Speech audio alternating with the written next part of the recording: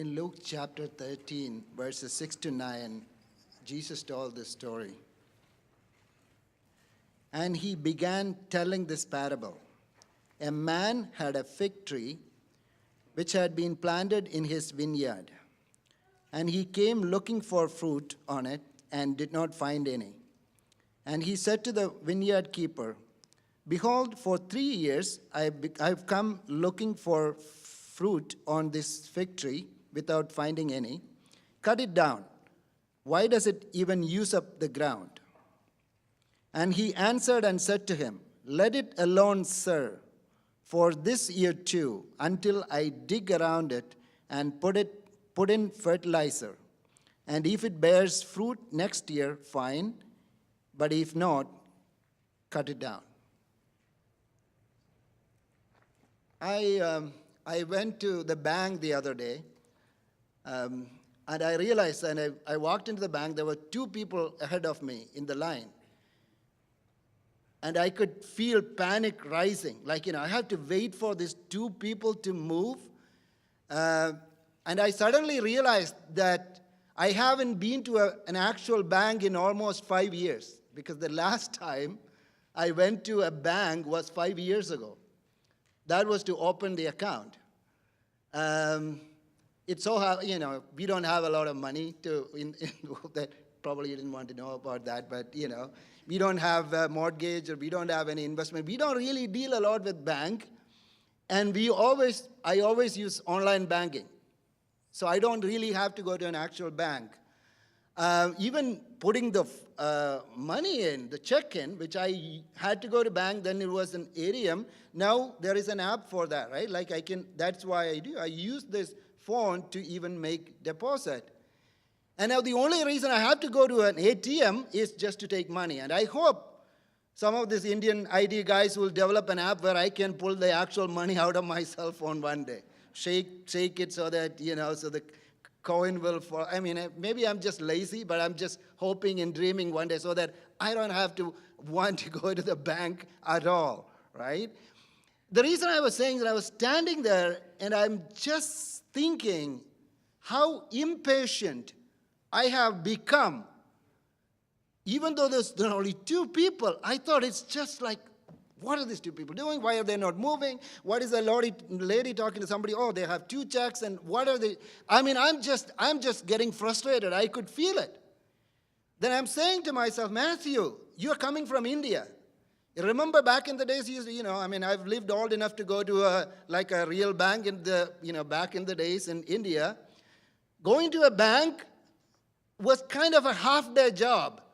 That is to put the money in, like to put the deposit. To give your money to the bank, they will make you wait almost half a day in the line and the process and all that. And if you want to take the money out, that's another half day. That's like the whole day. And I hope some of you are old enough to remember those days. The banking used to be like a camping trip. Going, yeah, I'm going to the bank. See you in the evening, honey. See you for dinner, right? And now I can't even wait for these 2 people. And I'm just thinking a lot, not only as a society and me as an individual has become, and even I go to Starbucks and I can stand people order this vanilla latte coffee with the double. I'm like, I just want a coffee, and you have all this fancy thing. It's just like reading like an essay, this different. I think this is all making me wait, and I can't wait. I don't like waiting. So I did a serious research on it. Which are the banks who make me wait the most? Because I was so upset about my bank that it made me wait for around 6 minutes. And so I did a research, and I take some of these things very seriously, right? So apparently, almost all the banks are trying to decrease the wait time because it is extremely important in customer satisfaction. So I'm not the only one with a problem. I know some of you are sitting like Pharisees and Sadducees, but I know some of you have the same problem too, right? And so the banks are really trying to decrease the customer response time. And according to a survey, Capital One has the least amount of waiting to get through. This is phone to a customer service representative. It takes average 41 seconds for Capital One. And the worst is TD Bank, 9 minutes to get through to a customer. And I'm ashamed because I'm from Toronto. Do you know what TD Bank stands for? It's a Canadian bank. TD is actually Toronto Dominion Bank. I was embarrassed. You know, they are the worst. They were the worst in the spectrum, 9 minutes. And all the companies are trying to decrease wait time. So I did a lot of reading and research, and apparently McDonald's make you wait the most in a drive-through. That's another important place we wait, right? Like in a drive-through. McDonald's drive-through average wait time from going in to getting out is 208.2 seconds. Yeah, so that's how much it is. Burger King is slightly 7 seconds slow. It is 201.2. Wendy's is lesser. It is 169.1. So, so they're getting better that way. Yeah, at least you learned something today, right? Even if the 7 doesn't work for you, at least you learned some statistics. Then I also did another place, in another place you wait is obviously the emergency room, right? Now, some of you are in the medical profession. I have to be very, very careful about, so I'm not going to name any name. And so I came up on a list where the emergency room wait period and which hospital make you wait the longest in California.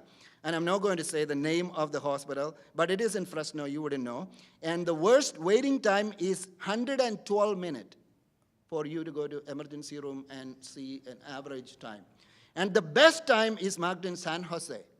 A hospital there, only 4 minutes. Well, that's all like going to McDonald's. Like you just go in the emergency, it's like a dream. So, so anyway, we live in this culture so obsessed with the, online shopping is another thing. And I don't like what Amazon has done to our economy, how it has disrupted the whole industry, but I'm still a very loyal Amazon fan. I have a Prime membership. When I want to buy something, I just click a button. They have a same-day delivery. And when you're a Prime member, you can buy anything. Like, I ran out of staples, so I click. Instead of going to Staples to buy the actual Staples, by the time I go to Staples, the Amazon has already delivered it at my doorstep, right? And the worst wait time people experience is, they say DMV and IRS. IRS is the worst. IRS is the worst. And they have a statistics, but I remember I had to wait for 73 minutes on an IRS call back in the days. It made you wait 73 minutes. And that was so horrible because, you just can't, and you're holding on, they put you on hold, and you're waiting, and I say, oh, come on, I don't have time for it. When I'm going to just hang up, then suddenly this message comes, your call is very important to us, right? Please hold on, customer service. Oh, okay. I said, okay, I'll wait. And I wait after a while, there's nothing happens, and I'm frustrated. I have to do something else, and I'm frozen here. I'm just waiting to talk with all this document. Then I'm going again. Oh, your call is very important to us. And it happened 4 or 5 times, and I finally realized that I know you're lying. My call is not important to you. You're just making me wait for the sake of waiting. And anyway, and that's the reason I'm saying this. Of course, DMV and IRS are monopolies because they can make you wait. They don't care about customer satisfaction because you don't have any other place to go, right? If you don't like McDonald's, you can go to Burger King, or if you don't like Burger King, you can go to Wendy's. But IRS is only IRS. If you don't like them, sorry for you, but you still have to live with them, right? The point is, all these old monopoly companies, they are not very interested in customer satisfaction. They make you wait. Anyway, why do I say this? And I know I'm a little grumpy today, right? And sometimes I'm very grumpy at God too. Because if there is one thing worse than IRS I've ever seen, forgive me, God, but it is God. Have you ever felt like that God has put you on hold? Do you think that sometime you're waiting for an unreasonable amount of time, which God has very clearly promised to you? If it is so, you're not alone. Abraham was on a hold for 25 years. Joseph was on hold. Moses was on hold. David was on hold. There were so many people on hold, and so am I. And sometime I'm so frustrated, and God, I'm done, and I'm done. I don't want to wait for this anymore. Sunday I come, pastor will come up with a message. And pastor will be saying, oh, Mathew, your call is very important to us. Hold on. A service representative will be coming soon. So I go back. Oh, good. I feel good. And I go back Monday, Tuesday, Wednesday. I start getting grumpy again. I'm so angry. Next week I come in. God, I'm going to hang up. I'm tired of waiting. I don't want your promise. I'm done with it. Then again, get a worship. Santosh will be singing a song, which really speaks to me. Mathew, your call is very important to me. Hold on. Have you felt this? Or is it just me being grumpy on a Sunday morning? So I've been doing a lot of thinking on research, on waiting. Why does God make us wait? I'm not going to answer that question. There are so many answers you can come up with as well. But I'm more interested in the process of waiting itself. I know something is going to come after this waiting, but it doesn't excuse the fact that I have to be frozen right now. It is like sometimes I'm like this little kid, when our kids were so small, Joanne will be making some chocolate chip cookies and the cookie dough in the oven, and the kids are waiting in anticipation for that to rise, and the cookie will be ready and standing by the oven and anticipation of something that is going to come. And that's the way we all wait, because God has given you this promise and it's going to come. But you know what? I wanted to find out if there is a meaning not in what is coming after now. Even the process of waiting itself has any meaning. Does that make sense? Because sometimes now we have speaker phones, so now I just skip the whole waiting. Because I'll be on call recently I was on a call to a medical insurance company. Again, I'm not going to mention because some of you guys are working for this company, right? So I was on call, and so they said, oh, okay, your call is important, blah, blah, blah, blah, blah. I didn't care. So I put them on speakerphone. I was doing my own stuff. I was doing my, so I was sending emails and doing that, and just going, and it close to an hour and a half, and they kept saying this particular company, I was on wait, and nothing was happening, and I forgot all about it, because I didn't really care, because I can do something else. I'm not stuck. Does that make sense? I'm not frozen. I'm not in a standstill. I'm not stuck. I'm doing something else, and then the phone rang, and they said, oh, I even forgot what I was calling. So they said, oh, yeah. So, hello, how are you? I said, oh, did I call you? They said, yeah, you called me. What were you calling about? I said, I don't remember. That was an hour and a half ago. I'll call you when I remember now. Hello, have a good day too. So we became good friends. So it's not a grumpy call, because I was not stuck. But when God makes you wait, sometimes you are stuck. You are frozen.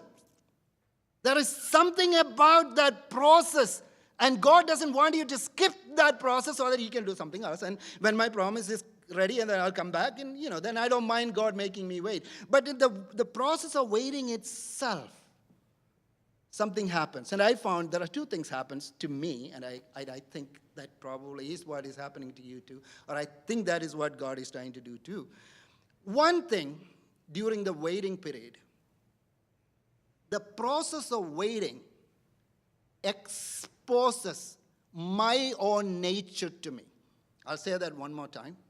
The process of waiting exposes my own nature to me.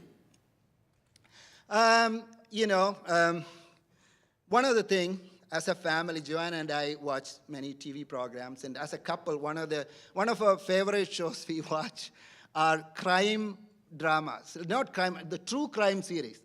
Dateline, 48 hours, I know. You're thinking, you thought you're going, normally the couple watch some romantic comedies and things like that. But we like this kind of true crime series and how they solve the case. And these are actual stories, right? And very often, I see some of these crime shows, the detectives arrest a suspect. And one of the first things they do is that they put the suspect in an interrogation room, and then they will ask him to wait. And they will get him coffee or whatever, and then they will go away, and this guy is waiting. And they have cameras on him, and actually they are watching him through the camera, and there is this glass door. They are just simply waiting. They are simply waiting, looking at this guy sitting in a room. They haven't asked any question. They haven't started asking questions yet. They are kind of prepping him. They are making him vulnerable. And sometimes it is 2 hours, 3 hours, they will make him wait in this interrogation room. And then they walk in, and then they start questioning. Because in the 2 to 3 hours of waiting, and you can see with your own eyes through camera, and they will show you, and something happens in their life, and something comes out. Some people do cartwheels, sometimes some people do prayer, sometimes some people get curse words at the camera and all that kind of things. And in a strange way, that 2 to 3 hours of waiting exposes their true nature to these officers. It's very interesting, very interesting.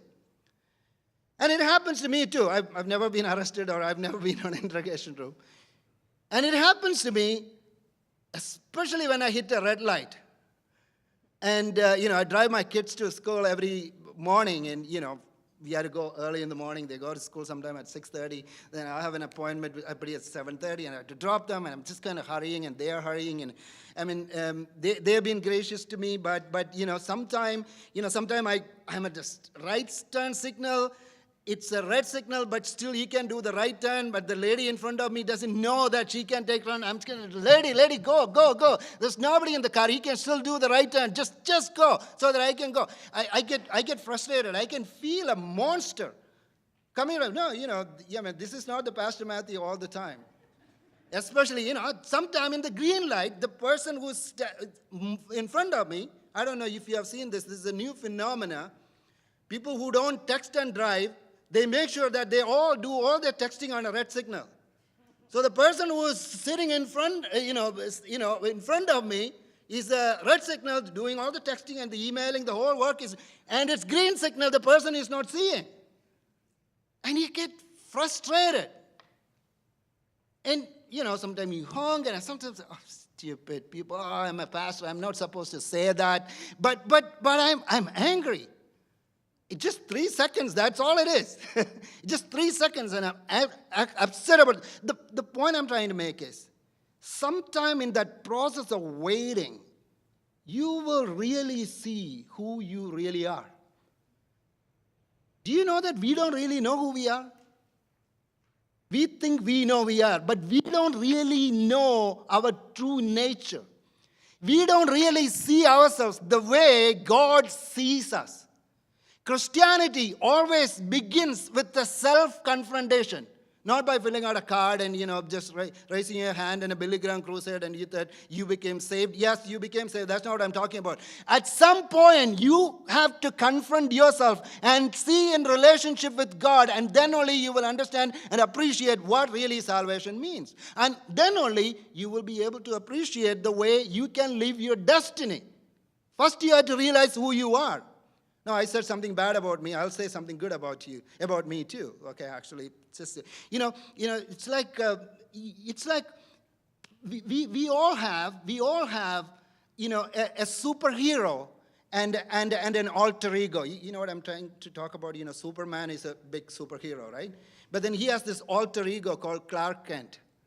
He's he's kind of a no-good guy, kind of walking around in a newspaper office and all that. Whereas Superman is this ultimate hero. In the same way, we all have that monster. We all have that bad guy in us. But we also have good guys. Sometimes we disappoint ourselves. Sometimes, oh man, I disappointed myself. I was not supposed to say that, but somehow that came out of my mouth. Sometimes I acted that way. So we disappoint ourselves. Sometimes we surprise ourselves too. Sometimes I can be very heroic, and I was just thinking about this. I haven't even told my wife about this, but this is back in the days. I was in my 20s. I was in Chennai. I was living in a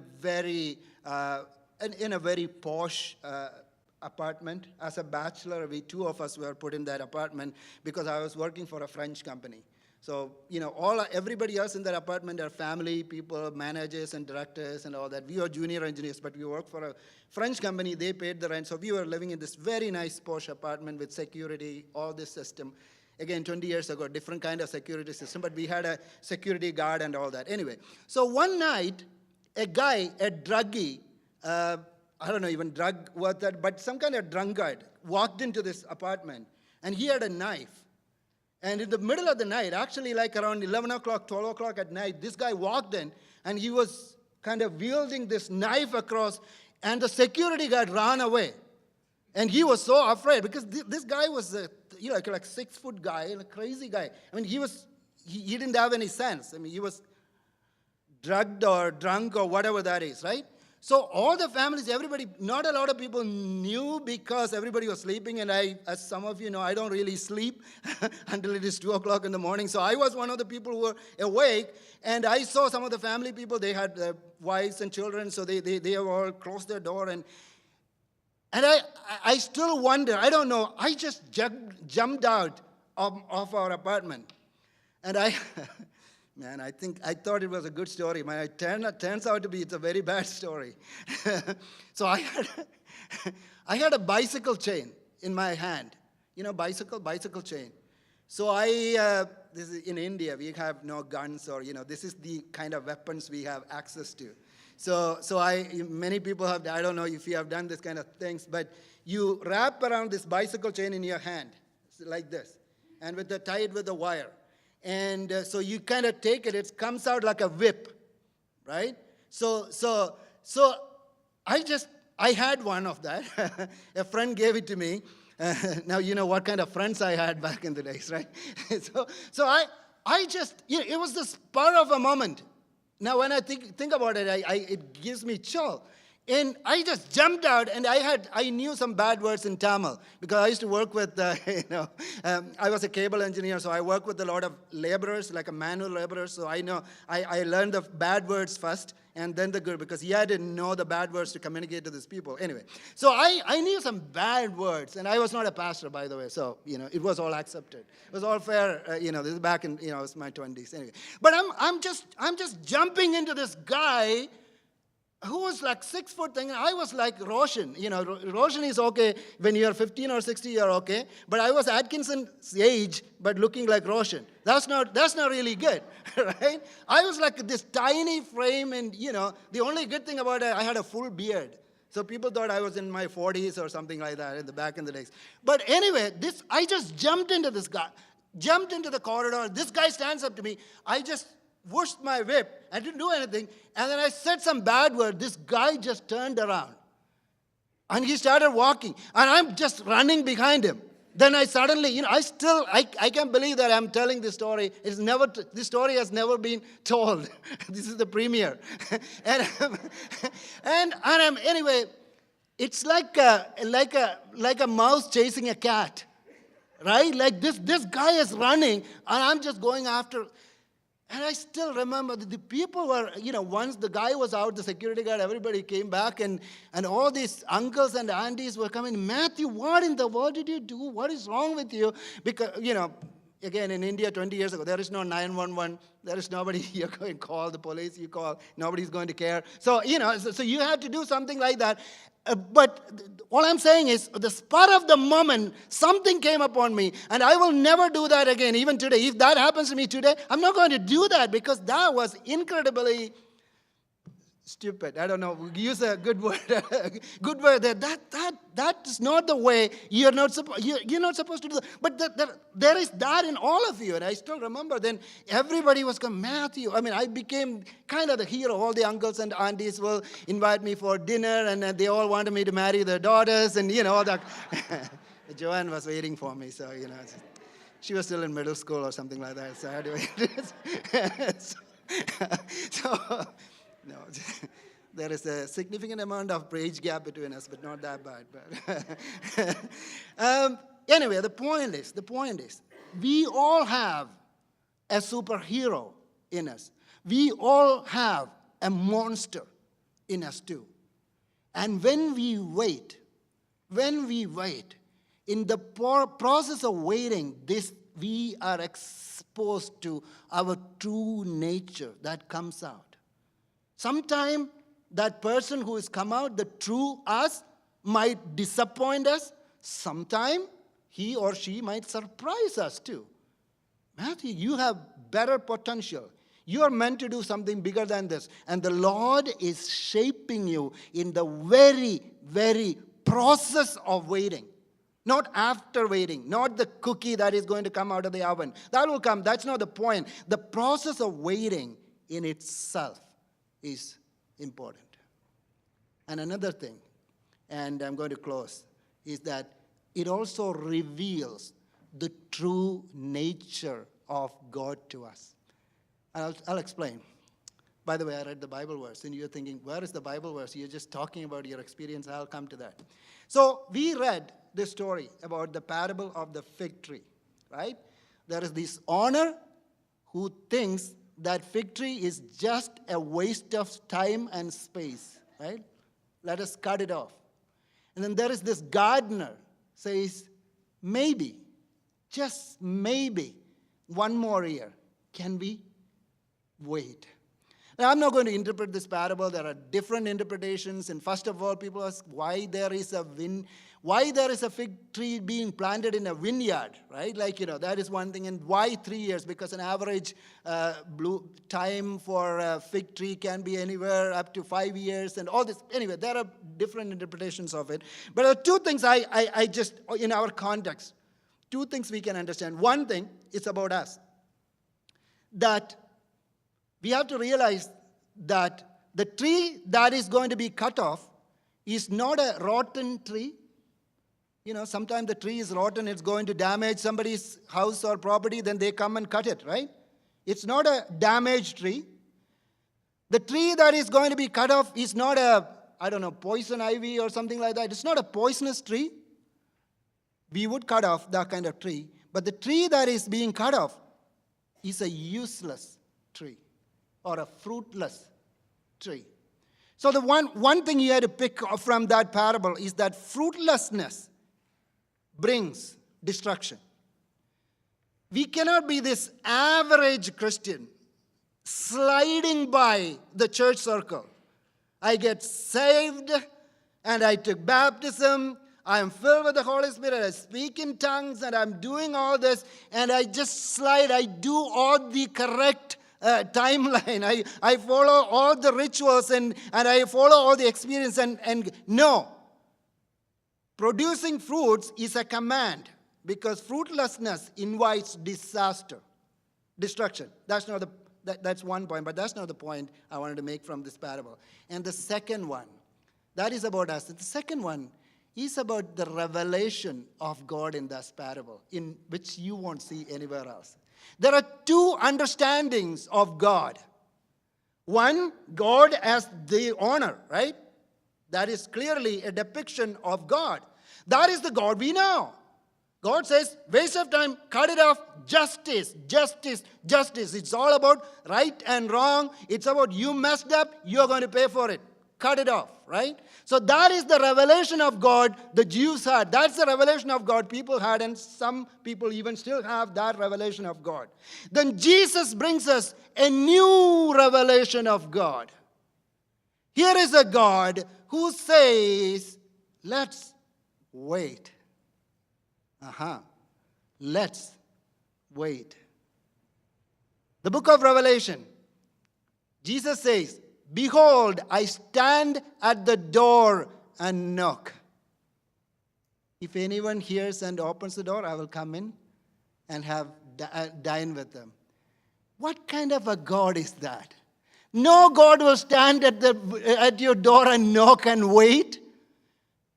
Any God you know will crash in Because He created the door. He created your heart. He will jump in. No God is going to wait for you. No, but God is going to wait for, can you open it? Can you open it? No, but the God of the Bible does. The God of the Bible is a God who waits. The God of the Bible is a God who waits. And we have to realize that waiting is in the fundamental nature of God. And it's like God is telling me, Matthew, I want you to wait just for the sake of waiting, because I want you to be more like me, because I am a God who waits. And I want you to feel my pain when I wait for people. And if you don't know my heart, if you don't know my disposition, if you don't know the very essence that I am a waiting God, how can you come to heaven with me? Because heaven is a place of hanging out with God. That's what heaven is. What kind of people you hang out? People of your type, right? I hang out with my type. It doesn't mean ethnicity. It doesn't mean religion. I like to hang out with people of my type. God wants to hang out with people of His type. And God wants you to know that God is a God who waits with a broken heart for you and for others. So God wants you to share His disposition. So in the very process of waiting, He reveals His true nature, which only the God of the Bible has. No other religion you will see a God who waits. It was a powerful revelation to me. It's like God telling me, Matthew, you are complaining, you are grumpy that I make you wait. And do you know that you are the one puts me on hold? Do you know if I was not patient enough to wait for you, Matthew, your story would have had a very different ending? Matthew, you are the one, every Sunday you come to me and say, God, your call is very important to me. I will come back to you. I will do what you say, but let me go now. Wait. And you go your Monday, your Tuesday, and your Wednesday, and you come back again next Sunday and you tell me, God, your call is very important to me. But then you go and do your thing. Matthew, do you know I've been waiting for 2,000 years. The world has put me on hold. Do you think I am waiting for them? And I'm waiting like the gardener of the story. Maybe one more person. Maybe one more person. Maybe one more year. And I'm waiting. And I'm on hold. I am on this continuous hold. And I hope that my call is important to you, Matthew. And I hope you will pick up the phone and talk to me. And I hope you will answer the call. Let's pray.